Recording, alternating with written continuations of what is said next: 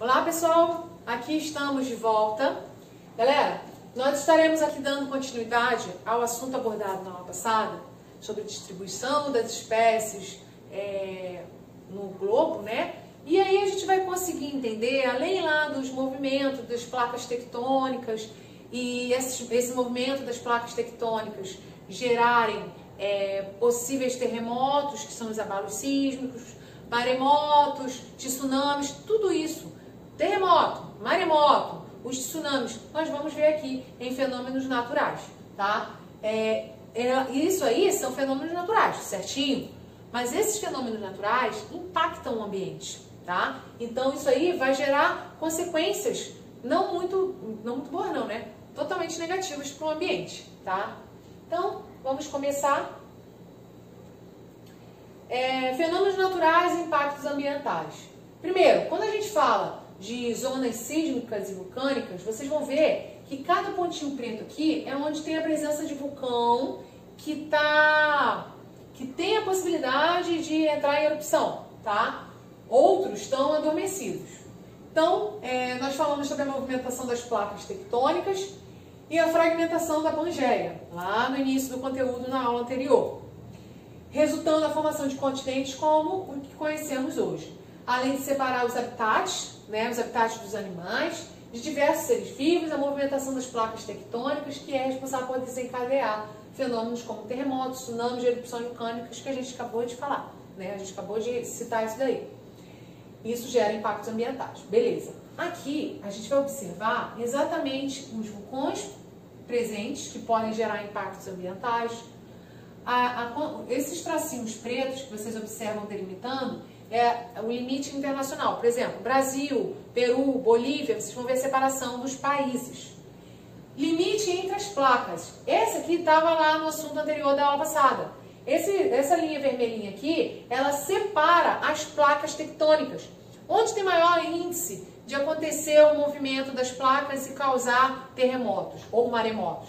Exatamente na conexão dessas placas, tá? Então, aqui está o limite entre as placas tectônicas e a parte vermelha são as zonas onde ocorre atividades sísmicas, tá? Onde toda hora tem abalo sísmico. Então, o Brasil, como vocês viram nessa imagem anterior, o Brasil ele se encontra dentro, na verdade, na aula passada, o planisfério estava localizado mais ao lado, né? O Brasil está nessa região e ele se encontra dentro de uma placa, tá? Aqui, ó, o Brasil se encontra na placa sul-americana e ele não, o limite da placa não alcança o Brasil, tá? Então, no Brasil não tem índice de ocorrer terremoto.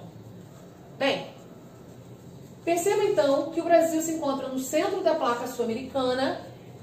Os centros das placas tectônicas são os locais menos suscetíveis e vulcanismos e terremotos. Porém, tremores de baixa escala já aconteceram e ainda acontecem em diferentes estados brasileiros, o que se deve a possíveis desgastes da placa tectônica. Então, erupções vulcânicas, terremotos, tsunamis causam enormes impactos ambientais, disso a gente já sabe. Esses fenômenos não podem ser evitados, por isso o estudo sobre eles é importante, porque é a tentativa de prever o acontecimento desses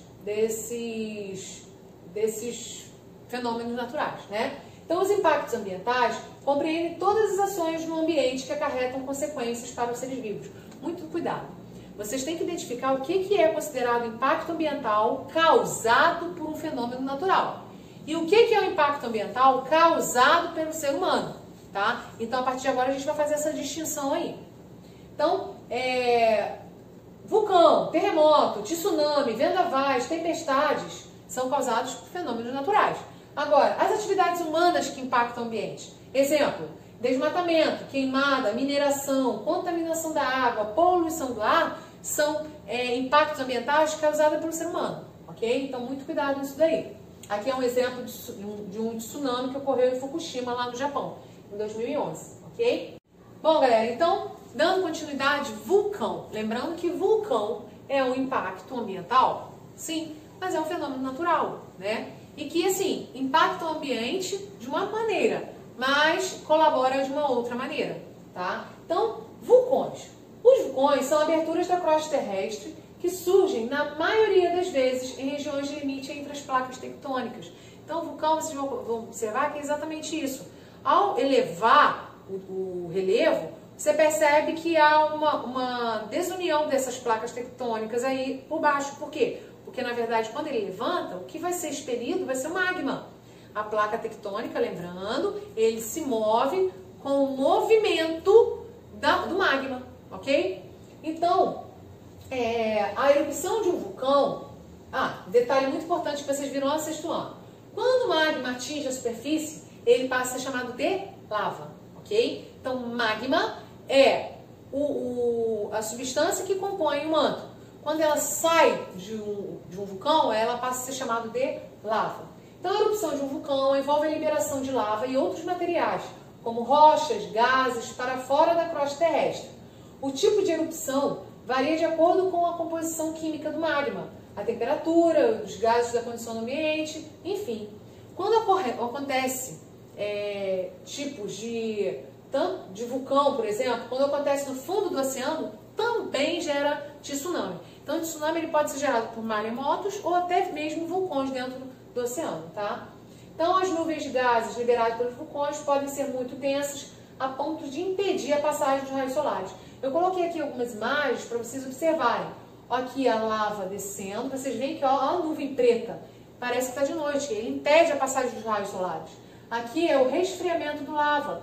Você vê que o solo está totalmente esterilizado. E esse resfriamento não acontece em um dia, tá? Esse resfriamento leva às vezes meses, vários meses, tá? São rochas no estado líquido. A temperatura para ele passar do líquido para o sólido, né, que é a temperatura de fusão, ele leva muito tempo, ok?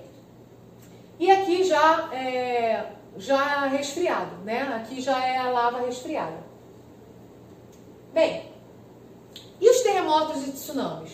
Bom, primeiramente, observe aqui o seguinte. Aqui consegue demonstrar melhor o que seria hipocentro e epicentro. Hipocentro é o ponto específico onde vai ter essa movimentação e o abalo, tá? Então, hipocentro, ou também chamado foco do terremoto, ok? Aqui está demonstrado no vermelhinho que também está no seu livro. Então, o ponto interior da crosta terrestre, no qual ocorre o deslocamento das placas tectônicas, é chamado de hipocentro. O ponto em que ele atinge na superfície, ou seja, esse movimento aqui vai mexer tudo aqui em cima, né? Então, o movimento que ele vai causar aqui na superfície, aqui na superfície é chamado de epicentro, tá? E é onde a gente sente esse movimento causado pelo terremoto com maior força, gerando estragos, às vezes derrubando casa, derrubando prédios, né? Então, quando acontece isso aqui na superfície, a gente chama de epicentro. Lembrando que, ó, é seguindo uma linha reta, tá? Da direção, ele não vai fazer inclinação, tá? O hipocentro e o epicentro sempre vai estar na mesma direção. Bom, inúmeros terremotos acontecem diariamente, mas liberam uma energia tão pequena que não são sentidos. A quantidade de energia liberada por um terremoto, ela é medida por escala de magnitude e é chamado de escala de magnitude Richter. Tá? Exatamente porque quem descobriu foi Charles Richter e recebeu homenagem no nome dele, sobrenome dele. Essa escala calcula a magnitude do abalo com base na amplitude das ondas registradas em um sismógrafo. O sismógrafo é o aparelho que faz a medição do abalo sísmico. Tá? Ela se inicia com a magnitude 1 e quando o terremoto, na magnitude 1, a gente não consegue sentir esse movimento, tá? E aí, nesse caso, às vezes acontece em algumas regiões do Brasil. Tá? Magnitude 1, 2, às vezes já acontece no Brasil e a gente não sente porque é magnitude muito baixa. Não dá para perceber esse movimento. E ela não possui limite máximo. Porém, o que foi registrado até os dias de hoje foi até a magnitude 9, que gerou vários desastres. Ok? Bem, então, na formação do tsunami, ele, conforme eu falei anteriormente, um terremoto, por exemplo, no fundo do oceano, é indicado por ciclos concêntricos, que se originam de um ponto de encontro entre as placas tectônicas. Então, onde há um encontro de placa tectônica, havendo movimento, vai dar uma baixada e de repente vai gerar aquela onda gigante, tá? E fazendo a energia liberada, que forma as ondas que aumentam a altura em águas rasas, causando inicialmente um recuo na água da praia e posterior avanço, com ondas muito altas de até 30 metros que invadem a porção continental. Tá? Então, quando acontece no fundo do oceano, os terremotos chamam-se maremotos e podem provocar tsunamis, conforme eu falei anteriormente. Tá? O terremoto é quando acontece abalos sísmicos na Terra. Abalos sísmicos ocorrendo na água causam maremotos. Geralmente, quando esse abalo sísmico que causa maremoto está com uma proximidade, às vezes quilômetros podemos considerar proximidade, né? Porque vai depender do abalo, a magnitude do abalo sísmico. Ele quando estiver próximo de algum continente, ele vai alcançar o continente, causando um grave tsunami, ok? Então, galera, quais são as atividades humanas que causam impactos ambientais? A gente falou até agora os fenômenos naturais que causam impactos ambientais, né? Que são o quê? Vulcões, maremotos e terremotos, né? Os tsunamis, vendavais, enfim, tudo gerado por fenômenos naturais. Agora aqui, as atividades que o ser humano pode causar impacto ao ambiente, quando a gente fala ações humanas, nós chamamos de ações antrópicas, tá? Esse antrópica está relacionado ao ser humano. Quais são elas? Primeiro, o que o ser humano pode fazer com o meio ambiente? Isso aí todo mundo sabe, né? A gente agride o ambiente, causando graves impactos ao ecossistema, no geral. As ações que agridem o ambiente podem alterar o meio de tal forma que muitas espécies correm o risco de extinção, seja pela perda de habitat, ou seja, o animal perde o local onde ele vivia. A casa, lembra? O habitat é casa. Então ele perde o ambiente na qual ele vivia. Ou ele morre, ou ele muda de local. Tá? Vai procurar um outro local para viver. Ou introdução de espécies exóticas ou invasora. Falamos isso no início da aula passada. Tá? Espécie exótica é a espécie que é introduzida em uma certa região, proposital ou acidentalmente. E ela se torna invasora quando ela prejudica as espécies nativas. Pela exploração excessiva de recursos naturais, ou seja, explora, acabou. Agora eu vou para outro lugar e deixo isso daqui todo agredido. Isso aí acontece muito com extração de minérios, né? Agridem o ambiente, quando acaba o minério, eles simplesmente mudam de lugar e deixam tudo lá destruído, né? Então, isso é característico do ser humano, né? Incluindo a caça, a pesca, excesso de uma espécie ou pelo tráfico de espécies silvestres.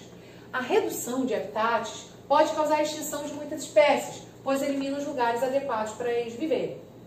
A alteração dos hábitos dos seres vivos, que muitas vezes são obrigados a migrar para outras regiões em busca de melhores condições. Falamos isso ainda agora. Quando aquele animal perde o habitat, ele tem duas opções. Ou ele muda de lugar e vai procurar outro lugar para morar, ou ele morre. Por quê? Não tem comida, não tem casa, não tem nada, né? Gente, isso aqui, quando a gente fala de ação antrópica, eu lembro muito bem daquele filme Rio 1, Rio 2, lembram? Da Arara Azul. Aconteceu mais ou menos do tipo, ele era um animal endêmico de uma certa região, foi levado para outra região, era uma espécie exótica, né, como a gente acabou de falar, e houve a ação humana de fazer tráfico, a gente vai abordar isso no próximo slide, né? Tráfico de animais silvestres, tá? Então, algumas espécies exóticas apresentam potencial para serem invasoras, ou seja, adaptam-se às condições do ambiente no qual foram introduzidas, reproduzem-se e dispersam-se por áreas maiores, competindo então com as espécies nativas ou se alimentando delas, as quais podem se extinguir. Então, é uma espécie exótica quando ela é encontrada numa região da qual ela não é nativa, né? E se torna invasora quando ela impacta os animais que ali vivem, seja pela competição da região onde eles vivem, seja pela competição de alimentos também, tá? Fazendo com que acaba ocorrendo morte dos animais nativos causados pela invasão das espécies exóticas. Bem, então, exploração excessiva dos recursos naturais ou sobreexploração é o mesmo termo que pode ser usado, tá? Exploração excessiva de recursos naturais, ou também podemos falar sobre exploração. Ele compreende a captura de organismos de diferentes espécies silvestres em quantidades superiores à capacidade deles se reproduzirem.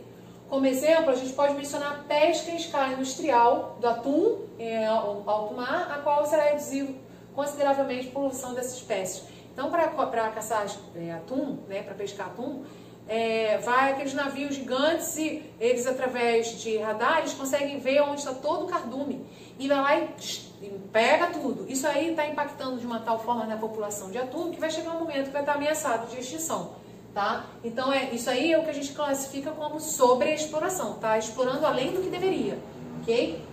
E o último que a gente está citando aqui, que eu acabei de falar da arara azul, do filme, né, do Rio 1 Rio 2, é o tráfico de animais silvestres. Além de provocar redução da biodiversidade, ele também ameaça a extinção de várias espécies, tá? Então, gente, a gente encerra por aqui. Vocês farão a atividade da página 28 e 29 do seu livro didático. Façam com atenção. Muitas das coisas que eu falei aqui já até respondem algumas questões, tá bom? Então é isso, a gente encerra por aqui.